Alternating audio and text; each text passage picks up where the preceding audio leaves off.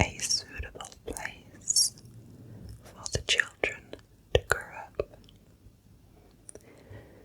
Jaycee was 11 and her sister Shayna was 1.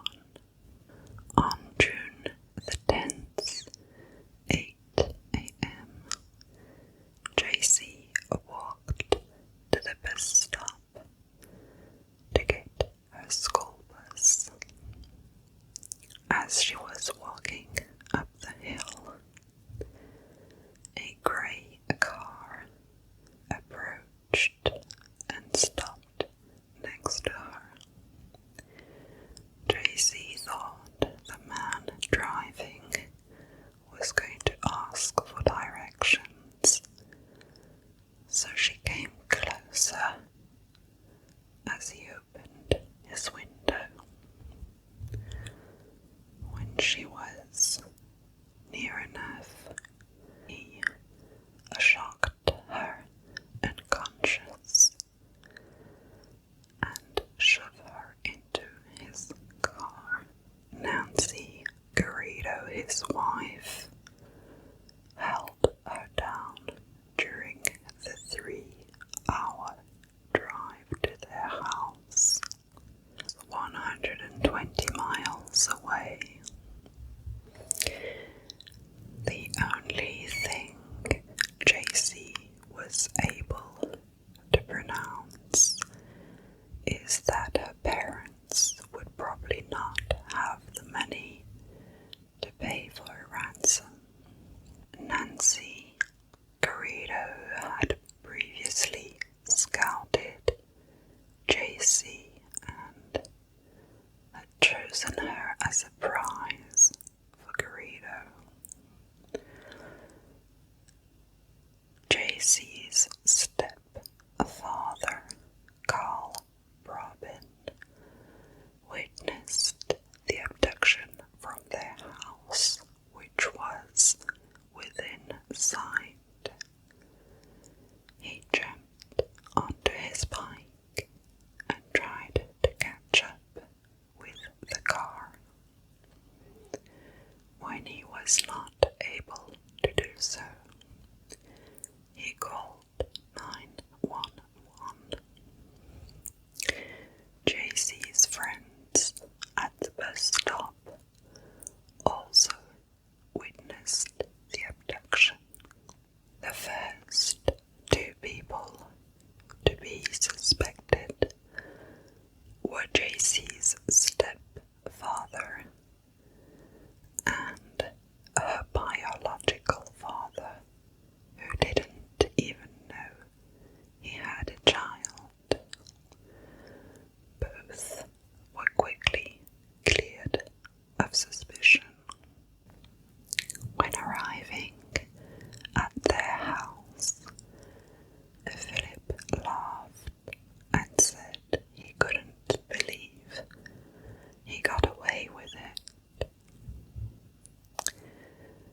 They forced Jaycee to take her clothes off, and she had to take a shower with Philip. As she was still naked, Garrido placed a blanket over her head and led her to the backyard into a shed which had been soundproofed.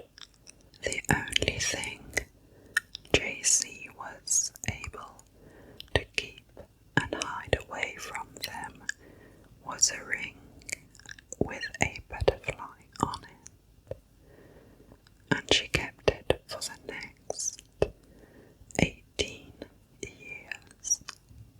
He left her there naked with handcuffs in her back, and all she had was a few blankets folded up to use as a bed.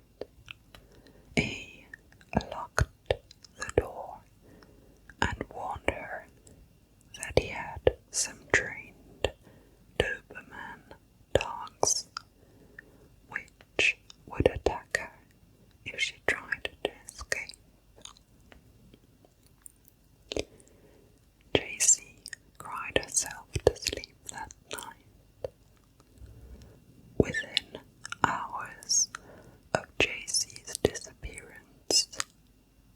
national media covered her case,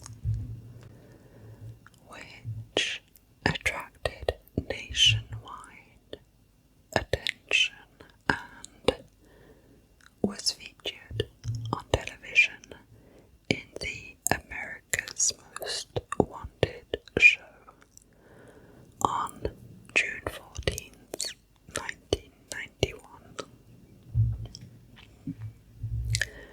Philip Garrido was born on the 5th of April 1951 in Pittsburgh, California.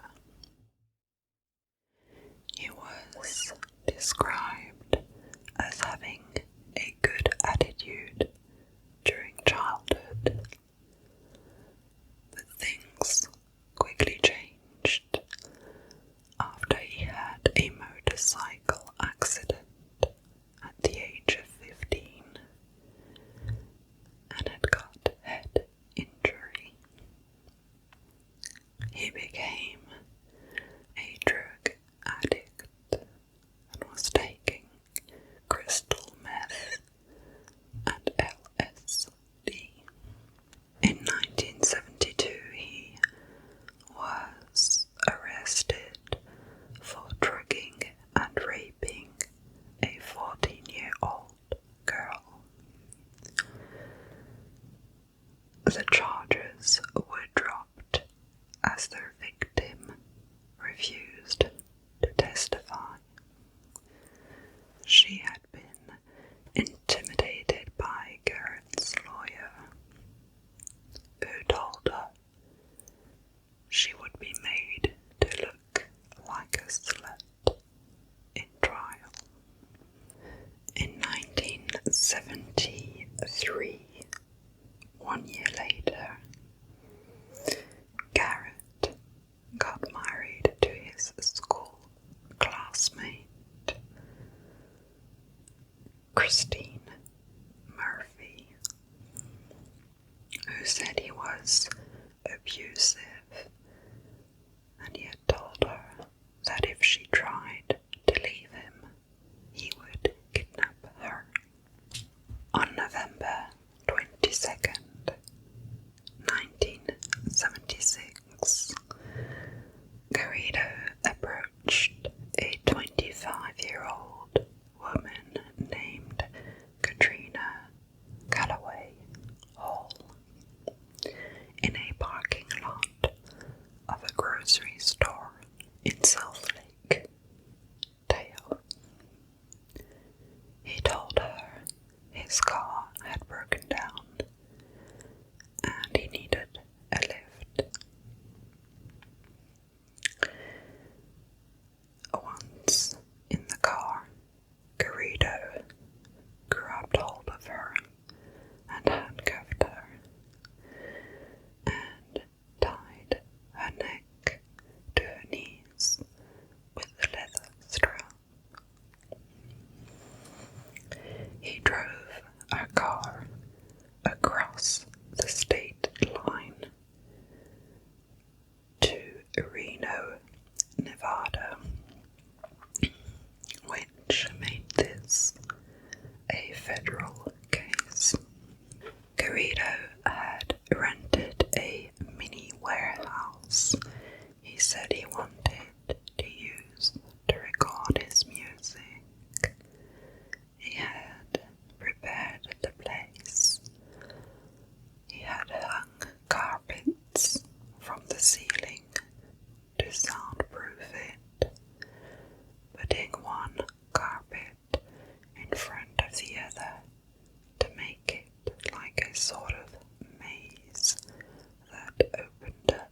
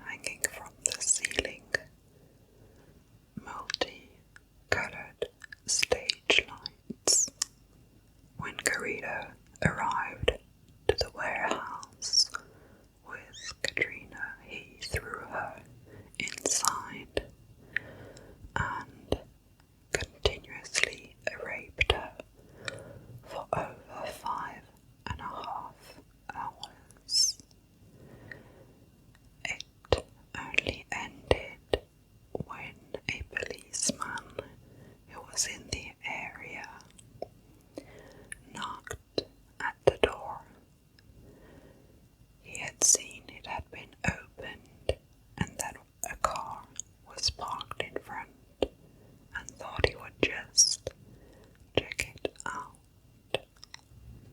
He came face to face with Garrido, who said he was having some nice time with his girlfriend, and that's when Katrina ran out crying for help. He was ordered a psychiatric evaluation and was diagnosed as a sexual deviant and chronic drug abuser. Garrido himself described himself as a sexual predator who fueled his urges with the LSD he started taking in 1969. The day of the attack, he had taken 4 tabs of acid. He had a daily use of LSD, marijuana, alcohol, and cocaine. He was convicted on March the 9th, 1977, and he began serving a 50-year federal sentence. He divorced while in prison. He then met his new wife, Nancy, 25 years old, who had come to the prison to visit her uncle. She was a Jehovah's Witness, and Garrido wrote her letters telling her about God and his strong beliefs in him. The two got married in prison in 1981. In 1988, only 11 years into his 50-year-to-life sentence, Garrido was released from prison in the Nevada state and transferred to a federal parole authority. The Garridos lived at his mother's place as she suffered of Alzheimer. Garrido wore a GPS-enabled ankle bracelet and was visited many times by parole officers and federal agents.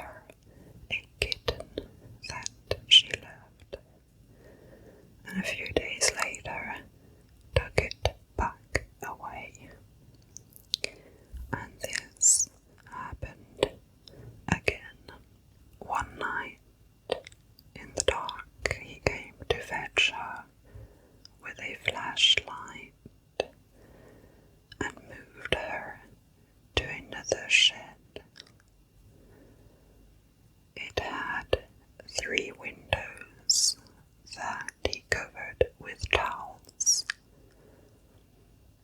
There were also bars on each window. There was a blue sofa and a TV. Jaycee was handcuffed to the bed. Garrido told her that he had to go on what he called a run. It was the name he gave to the time he spent being high on crank, which is a cheaper version of methamphetamine. He told her that during this run, she would have to be up there with him. There were 2 runs together, and Jaycee would be expected to fulfill every one of Garrido's fantasies. The runs would go on for 1 to 3 days and happened at least once a week, and this went on for about 3 years.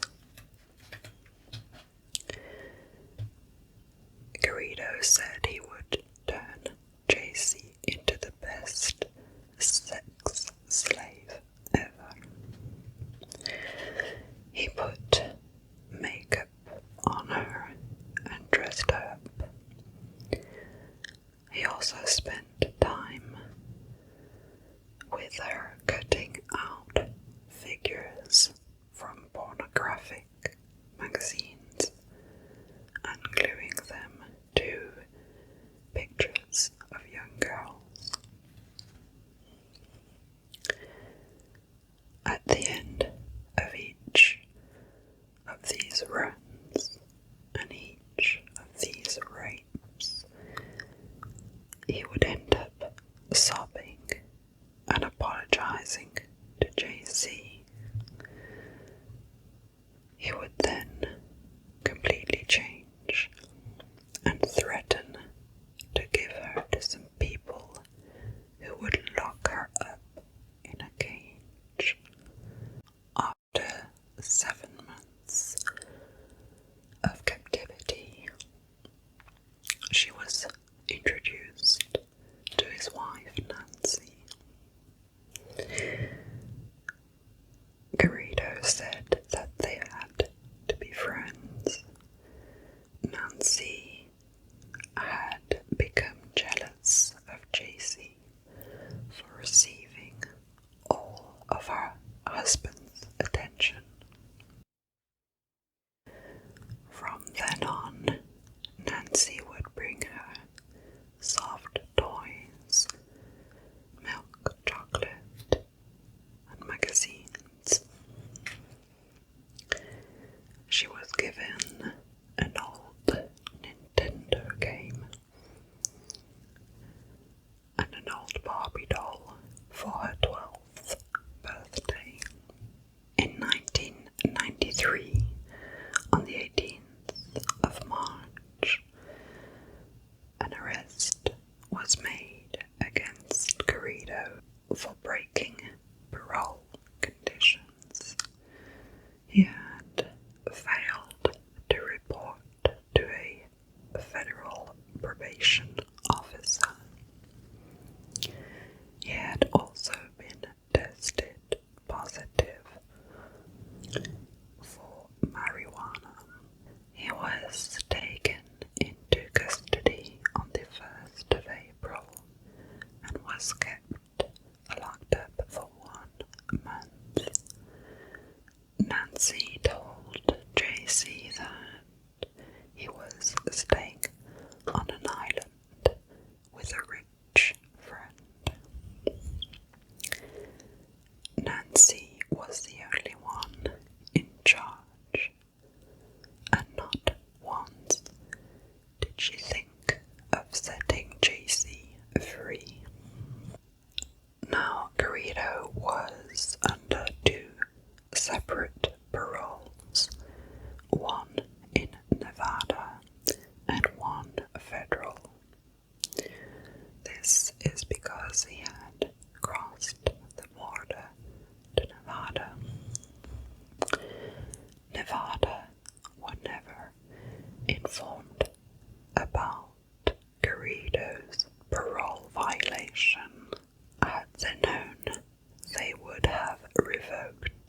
his parole completely and would have turned him to a state prison to finish his sentence.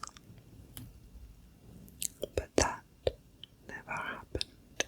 120 days of supervision and a GPS ankle device was all that he got. 3 years later, on the 30th of April 1994, on Easter Sunday, Jaycee was served her very first cooked meal. She was told that she was pregnant. When Jaycee heard the news, she was afraid that Garrido was going to tell her to get rid of the baby. But he didn't. Nancy couldn't have any children, and she said that part of Garrido's plan was to kidnap a girl who could have children for her.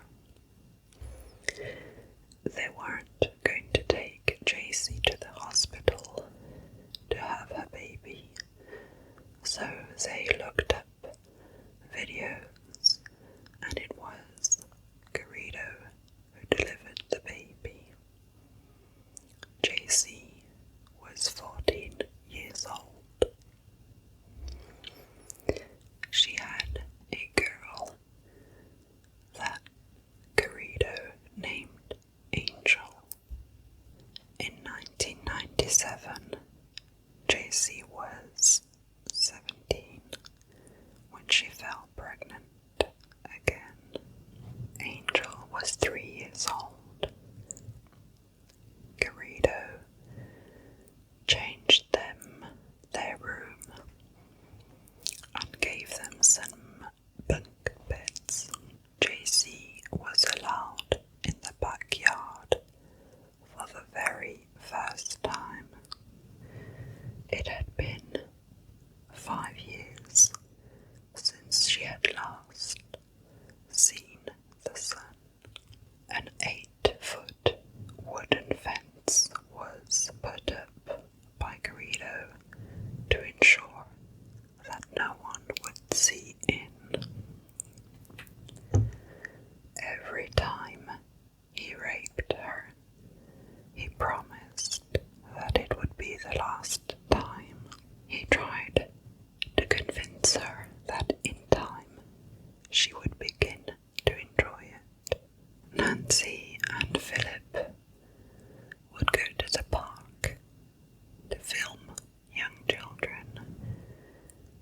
He would pose in front of the camera playing his guitar, while Nancy pretended filming him, while in fact she was filming the children behind him, zooming on little girls playing on the swings.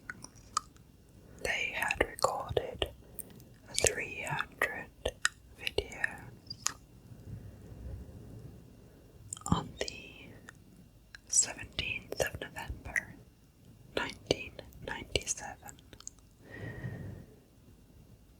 Jaycee had her second baby, and Garrido named her Starlet, so that Nancy wouldn't feel left out.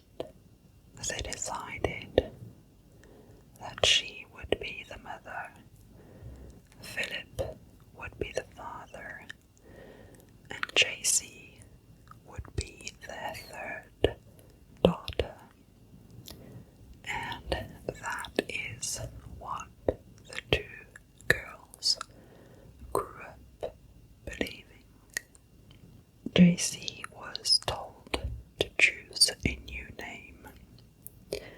she chose the name Alicia because she liked Alicia Milano from the show Who's the Boss. Garrido took the girls out and made Jaycee cut her hair short and dyed it brown so that she wouldn't be recognized. They went to the beach and to Walmart and to Halloween parties. Garrido gave Jaycee access to internet so that she could homeschool the girls. Garrido was getting more and more into his religious thoughts and said that God was talking to him. On November 2006, a neighbor saw two blonde girls through the fence. She was worried as she knew he was a sex offender, and she called the police to tell them that Garrido had young children living in his backyard. An officer went to investigate, but went no further than the front door. He asked Garrido a few questions and didn't feel the need to look any further, and he left. Jaycee was living in a secondary backyard behind Garrido's house. There were sheds, one of them which was soundproofed. There were two handmade tents with camping style, a shower and toilets. The backyard was surrounded by tall trees and a 6-foot fence. A car was parked there, the one which matched the description of the people who have witnessed Jaycee's kidnapping. On the 24th of August 2009, Garrido went to a University of California police office with his two daughters. He went there asking for permission to hold a special event on the campus, which would be part of his new God's Desire Church program. He spoke to Special Events Manager Lisa Campbell. Lisa Campbell had children herself, and she thought that Garrido's daughters were acting strangely. Garrido sounded very erratic and wasn't making much sense in what he was talking about. And she looked at the girls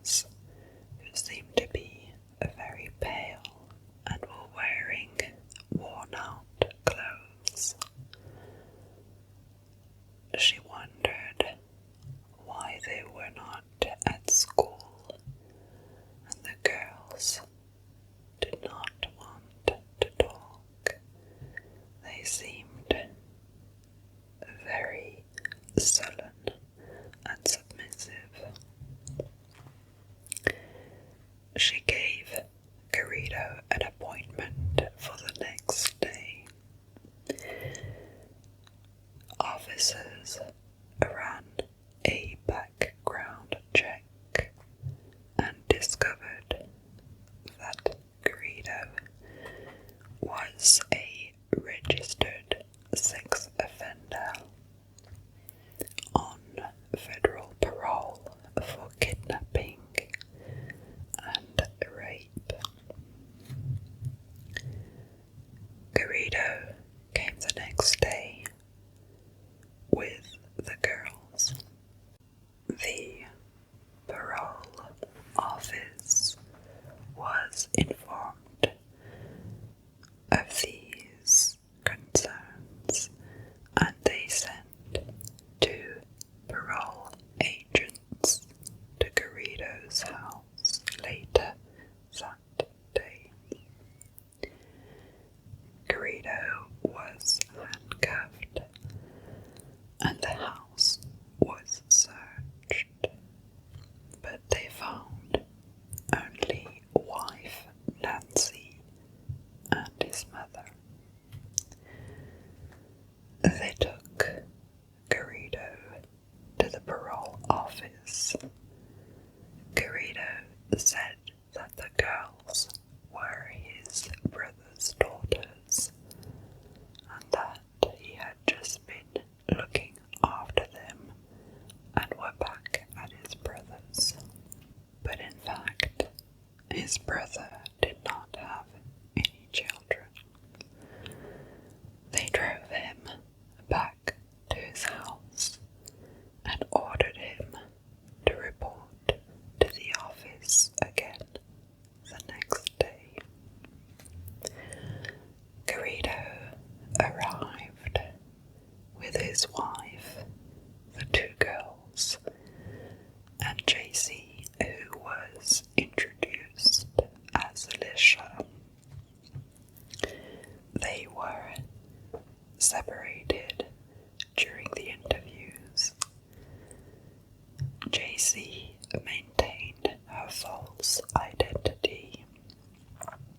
She said that the two girls were her daughters and that she knew that Garrido was a sex offender, but that he was a very good man and that he was very good to the children. When pressed for details, she became agitated and nervous, asking if she needed to contact a lawyer. She said she was a battered wife from Minnesota and that she was hiding from her husband.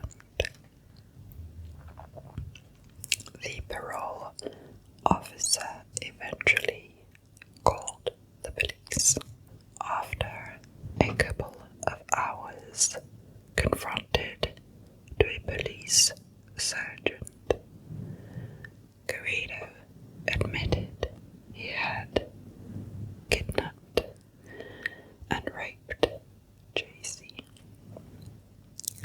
It is only after that that Jaycee accepted to give her real identity. Garrido and his wife were placed under arrest. The police searched the Garrido's house extensively for evidence of other crimes.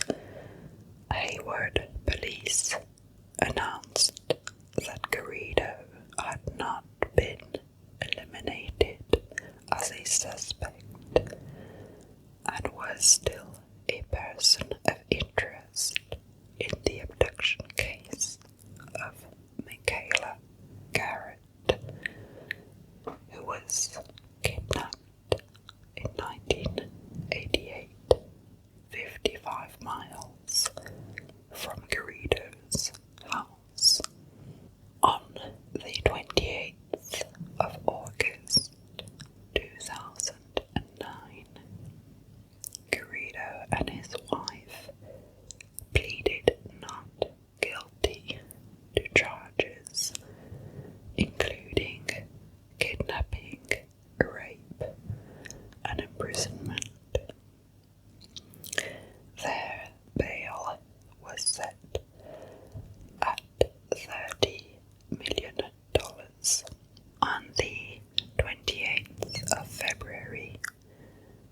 2011.